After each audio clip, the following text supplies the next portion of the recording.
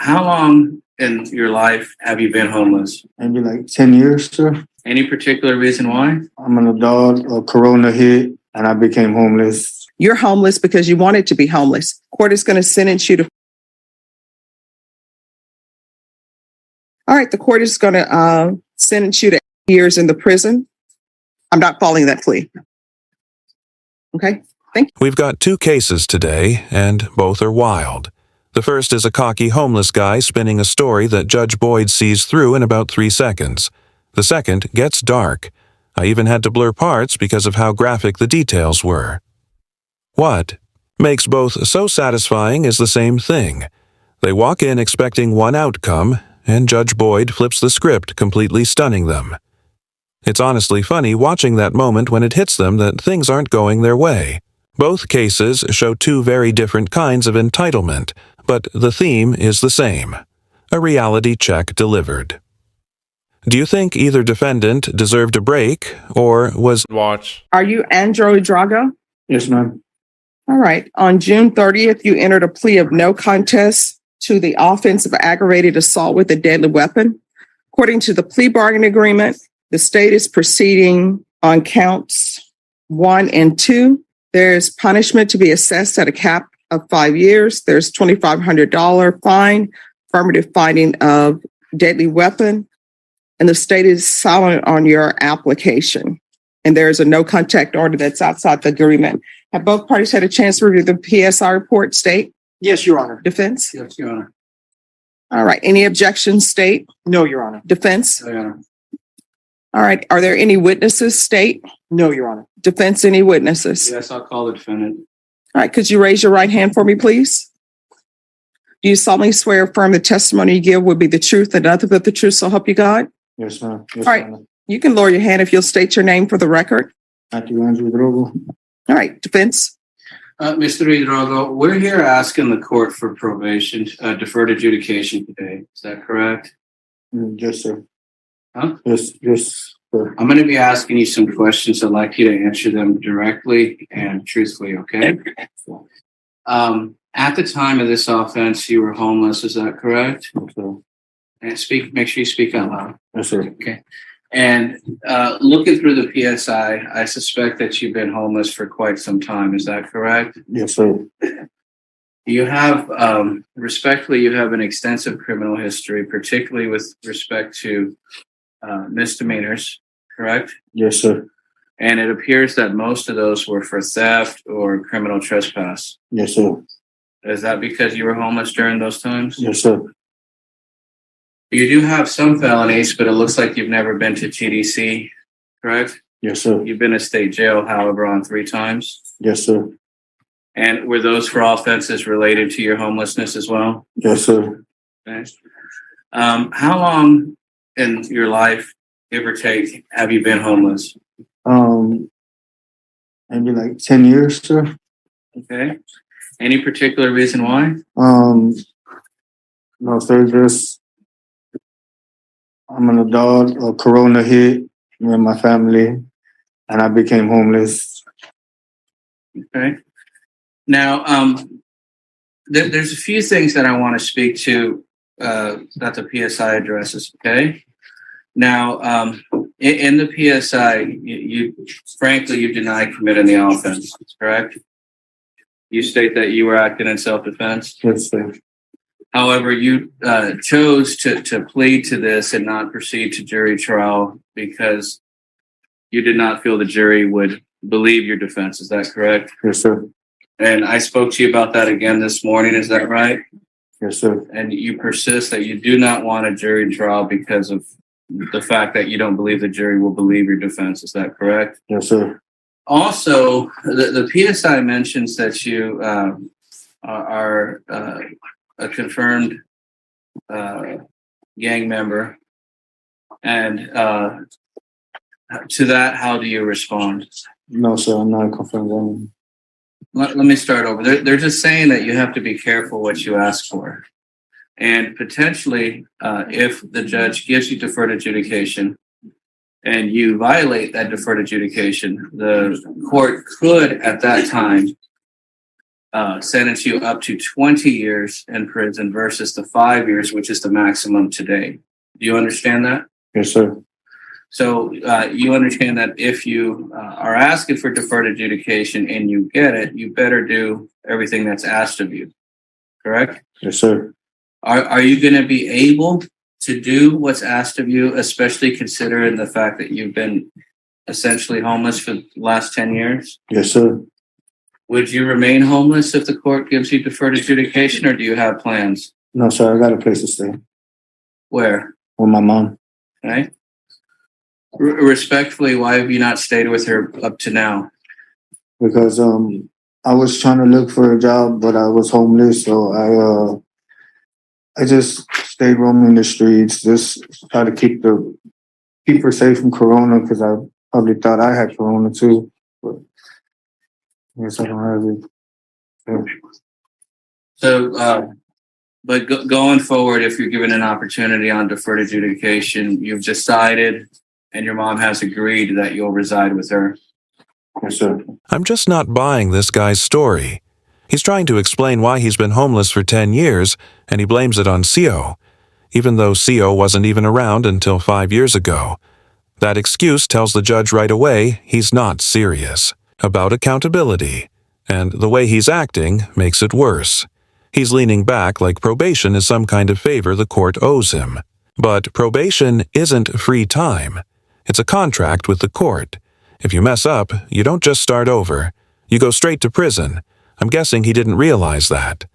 Honestly, I don't think he'd make it through probation without messing it up. He gives off that vibe that the rules don't apply to him. The crazy part is, even if he failed, Judge Boyd probably wouldn't max him out. She usually gives people chance after chance.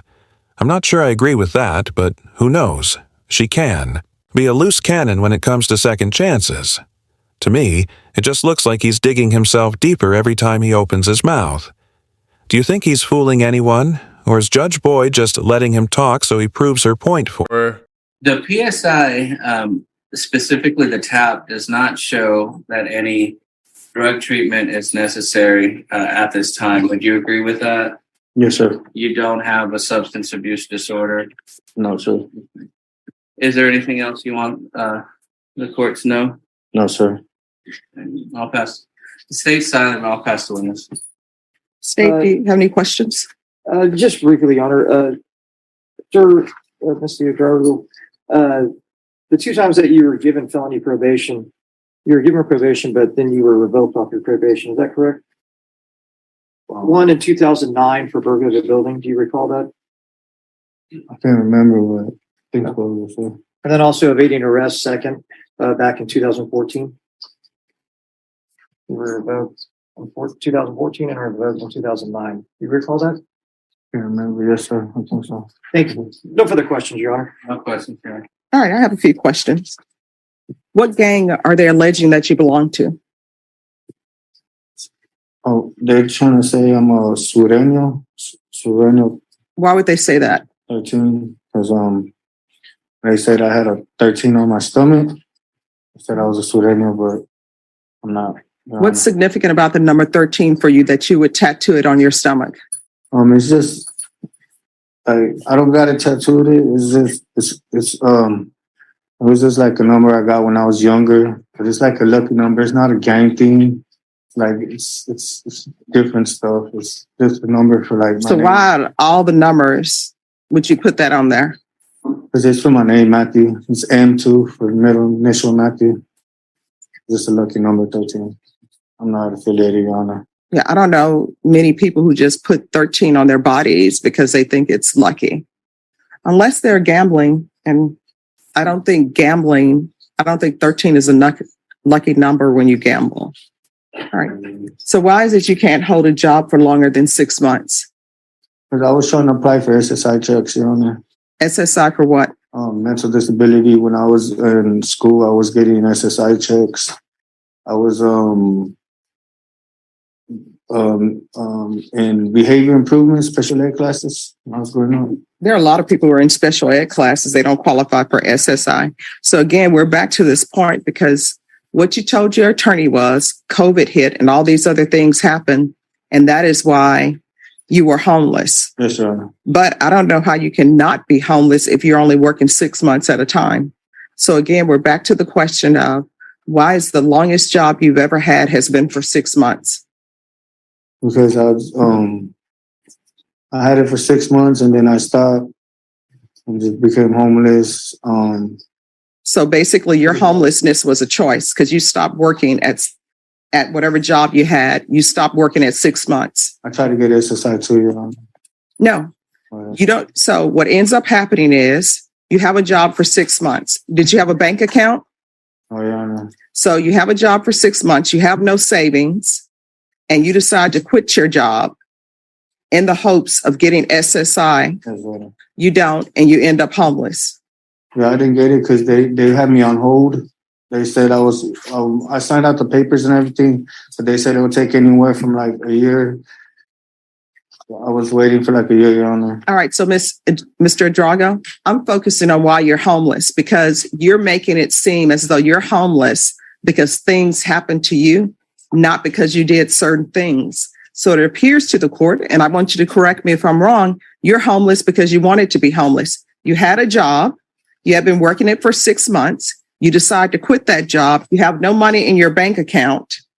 And so you just become homeless. Because I thought I had corona, but I didn't have it, Your Honor. So you didn't have corona. Yeah. So then that excuse is out the window. That's when I got in trouble. So you were just homeless basically because you wanted to be homeless. Yes, Your Honor. Now let's get to the next question. So the complainants in this case, were they eating at a restaurant? No, Your Honor. They're pulling up to a restaurant. All right. So they're pulling up to a restaurant and you disturb them, asking them for money to support you, right? Yes, Your Honor. Because you're homeless and you don't want to work. So you want to get money from people who are trying to just go to a restaurant and enjoy their meal in peace, right? Yes, Your Honor. Now, how old is your mother? My mother, she's like 50 something. I'm not so sure, Your Honor. All right. So you don't know how old your mother is. What's her date of birth? I don't know, Your Honor. Do you know what month she was born in? Oh, Your Honor. Do you know what day it is? It's 4/27. So you're saying she was born in April? I don't know, Your Honor. I don't know when she was born. I don't know. She's like 56, 57. How old are you? Me, I'm 37. This part is almost laughable. He says if he gets probation, he'll go live with his mom, but he can't even answer basic questions about her, like her birthday or even her age. Judges pay attention to those little details because they show whether your plan is real or just something you made up to sound good. And here, it's obvious. This guy has no real plan. His mom probably isn't signing up to house him, especially if he can't even name her birthday. That alone shows he's never even acknowledged it.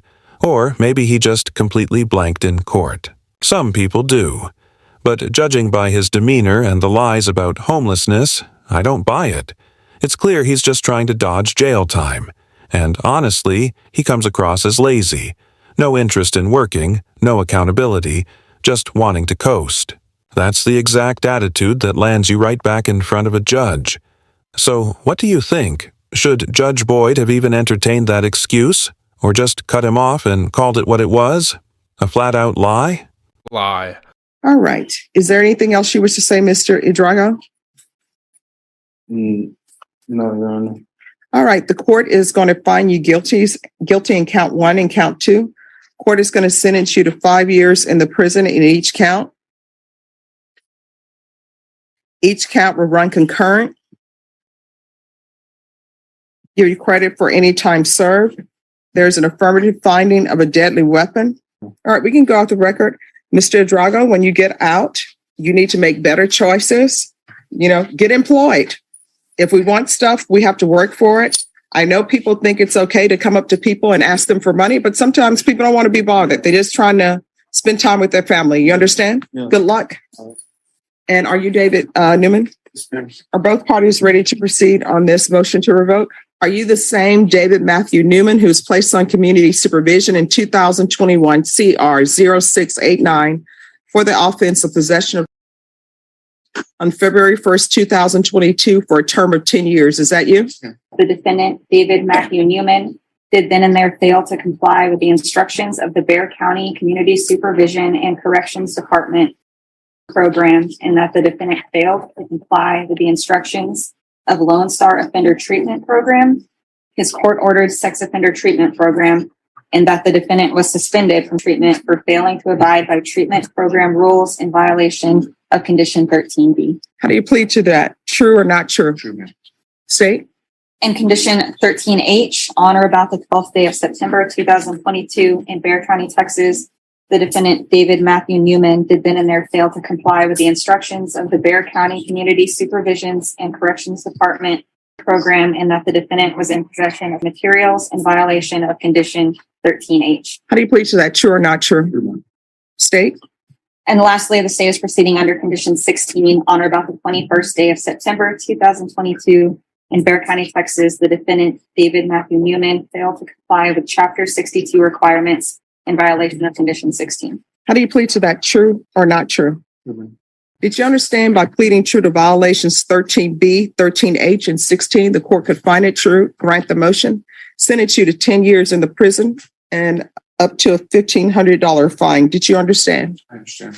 Knowing that, do you still wish to plead true to 13B, 13H, and 16? Yes, ma'am.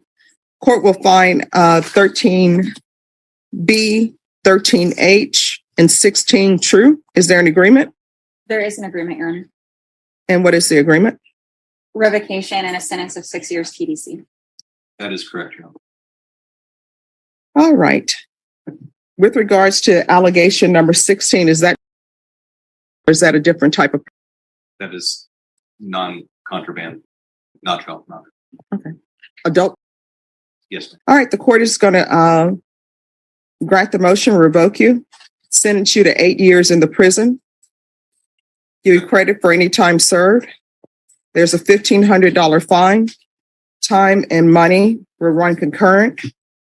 There's to be Chapter 62 registration. I'm going to show you what's entitled Trial Court Certification of Defendant's Rights to Appeal. Did you review that document with your attorney? Did you understand it? Yes, ma'am.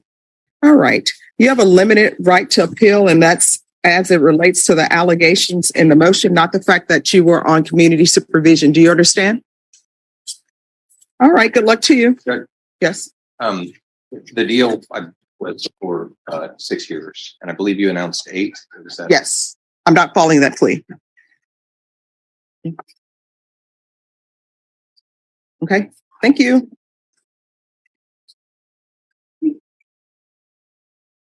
If you think you can play games in Judge Boyd's courtroom, think again, because this did not end well for either of these clowns. The first one got called out for his nonsense, and the second one, that went from bad to worse real quick. The deal on the table was 6 years, but Judge Boyd hit him with 8. You could see it on his face the second it sank in. And honestly, I don't blame her one bit. Did you catch that weird thing he did with his shirt? His whole demeanor was awkward and kind of gross. It just gave off the wrong vibe. The main reason I think Judge Boyd added those extra years is simple. Judges don't like to feel like they're being played. If you come in smug or creepy, it only hurts your case. Big picture, if you can't show respect to the court, don't expect mercy from it. Point blank. So, what do you think? Was Judge Boyd too harsh here, or exactly on point? Thanks for watching, guys.